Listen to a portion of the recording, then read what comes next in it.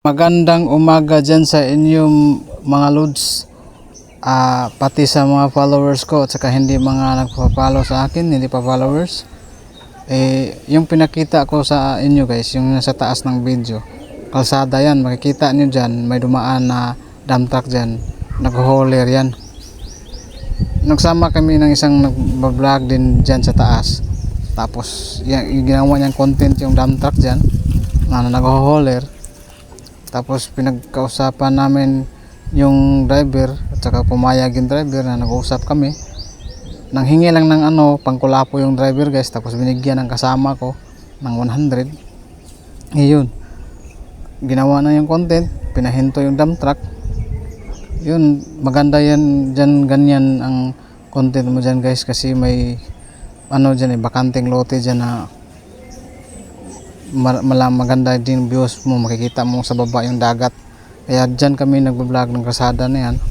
Iwan ko kung in-upload niya ba yung content na yun. Tapos dito pumunta kami dyan, tapos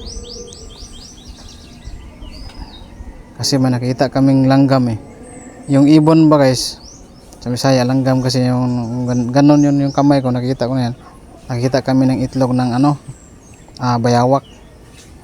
Kaya yun, pumunta kami dyan, hinahanap namin yung kasi nung nag-vlog kami guys, yung ibon na yun pumatong sa isang kahoy na malaki, pagkatapos ng nag-vlog na pag-vlog niya. Tapos hinabol namin, tapos pinuntahan namin, yun, may itlog pala siya. Tapos hinayaan lang namin, yun, bumalik kami dyan sa buntod na yan, sa kalsada na yan. Yun, tapos umuwi na kami. At saka iwan ko lang guys kung na-upload na ba yung video na yun na ginawa niyang content dyan.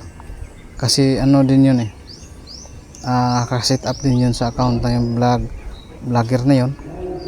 Iwan ko lang kung kailan siya makakasahod. Kasi magaling din naman mag-edit yung vlogger na yun. Yun, iwan ko lang.